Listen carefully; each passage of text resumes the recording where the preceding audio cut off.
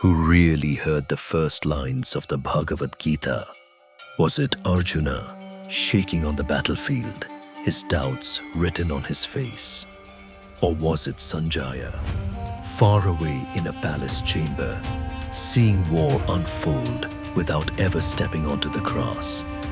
Or does the answer lie somewhere stranger, hidden in the echo between gods and men, seen but never voiced out loud? As we stand at the threshold of another timeless journey, subscribe and walk with us as each story unfolds. Picture this: the sky is split by the sound of conch shells. Armies stretch as far as the eye can see. A patchwork of flags and armor glinting under a sun hung heavy with fate. On one side, the Pandavas, led by Arjuna, the greatest archer. On the other hand, the Kauravas, his cousins turned fierce enemies. In between them stands Krishna, dark-skinned, serene, with a knowing look that says he sees the end before the beginning even plays out. In the swirl of fear and anger, Arjuna throws down his bow. His hands tremble. Sweat beads on his forehead. He can't breathe. It's as if the very air is thick with despair. "Krishna," he says, his voice breaking, "I cannot fight. How can I kill my own family, my teachers, my friends?" As the silent crowd observes, time seems to stand still. The conversation that follows, the immortal words of the Gita, is about to begin. But who hears it? Is it just Arjuna?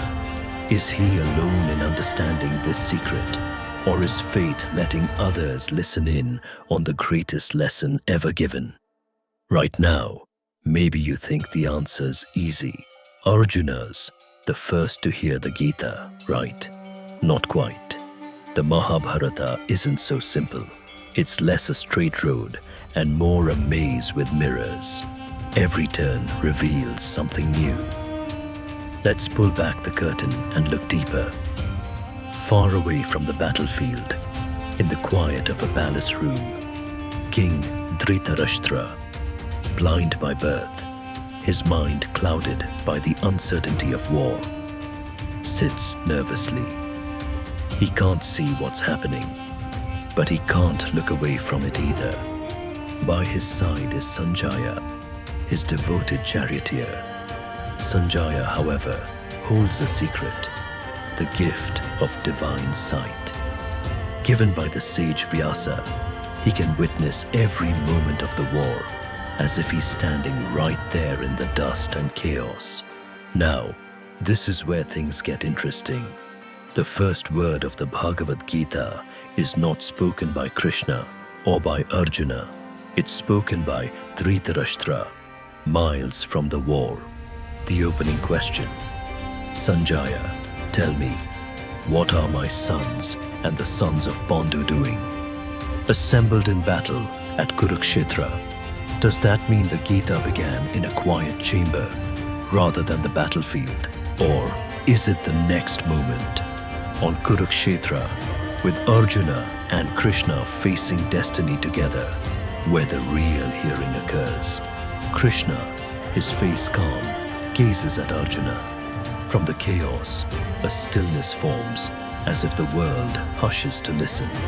Arjuna's doubts pour out. Krishna doesn't scold or reassure. He answers with wisdom that bridges the gap between gods and mortals. He explains duty, life, death, the soul, and the very nature of existence. Every word seems to crack open Arjuna's mind, pushing light into every shadow of confusion. Arjuna's eyes widened. He's not just hearing advice. He's being shown a vision, a story bigger than himself or the war. Sometimes his doubts flare up, his face a mix of pain and hope. Sometimes Krishna's words strike like lightning, clear and sharp. But as Krishna speaks, who truly listens? Far away, Sanjaya's eyes glaze over. It's as if he's watching a painting alive with movement. He's not just hearing the words, he's seeing every gesture, every tear, every look between Krishna and Arjuna.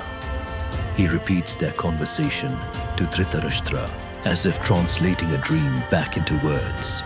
Imagine Sanjaya's own mind. Was he awestruck? Was there fear, knowing he heard things meant for only one pair of ears? Did he secretly wish the king he served could see what he saw? Is it possible that in Sanjaya's heart, for a brief moment, he forgot about the king and country and just listened as a seeker, not a servant? Flashback to Arjuna, his hands clenched, chest tight, as Krishna reveals his cosmic form, a sight so mighty it staggers the senses. Arjuna's voice becomes a whisper. His doubts are gone. All that's left is astonishment. And yet, in the palace, Sanjaya whispers to Dhritarashtra, painting each word. Then Arjuna, trembling, bowed with joined hands.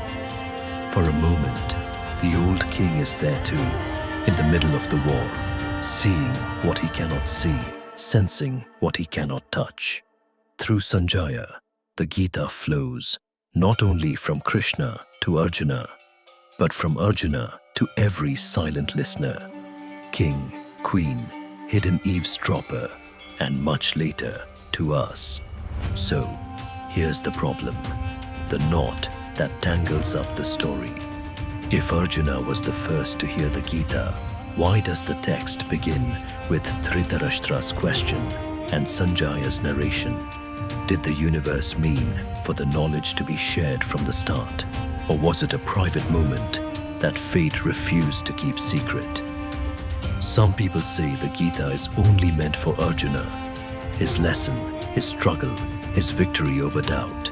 Others believe that Sanjaya's divine sight means he truly heard the Gita first, and that the king, through Sanjaya, is the first human outside the battlefield to know its secrets.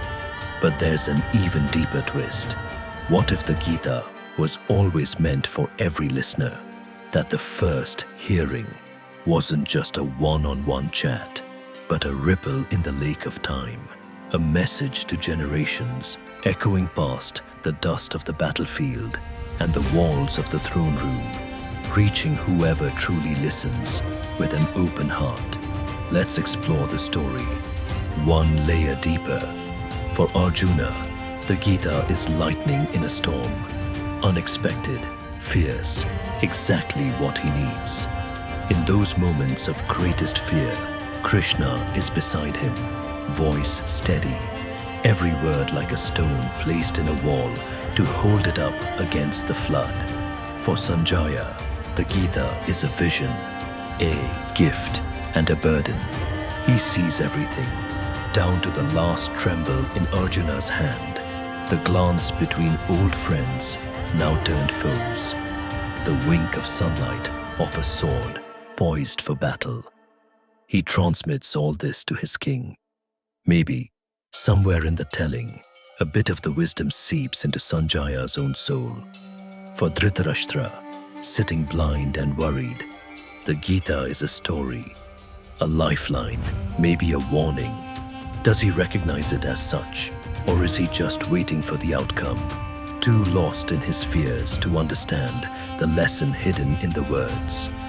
Picture Sanjaya's narration, words flowing through palace halls, echoing off marble, slipping under doors, passing through servants and royals alike. The Gita travels, not just as knowledge, but as a living force. Now, let's step back, way back. Imagine the true writer of the Mahabharata, Vyasa, the great sage. He is not even on the battlefield, not even in the palace. Yet, by composing the story, does he become the first to truly hear the Gita? Or is he merely the messenger, passing along a message carried by wind and words? The climax arrives not on the battlefield, but in every mind that wonders, what is my duty? Why do I face struggle? Where do I find peace? Arjuna hears the Gita, but so does everyone who listens across time. The first hearing, maybe it's not about who was physically present. Maybe it belongs to the one whose heart is open at the moment the lesson is needed most. Let's bring it home. The real magic of the Gita is that its words jump past speakers and listeners. Arjuna is the hero in the story. Sanjaya is the narrator. Dhritarashtra is the witness. Each hears, but in a different way. The Gita is not just a set of instructions for a single moment. It's a timeless truth, meant to be heard again and again, by anyone, everyone, willing to really listen. So, who truly heard the first lines of the Bhagavad Gita? Was it Arjuna, face to face with destiny? Was it Sanjaya, gifted with vision?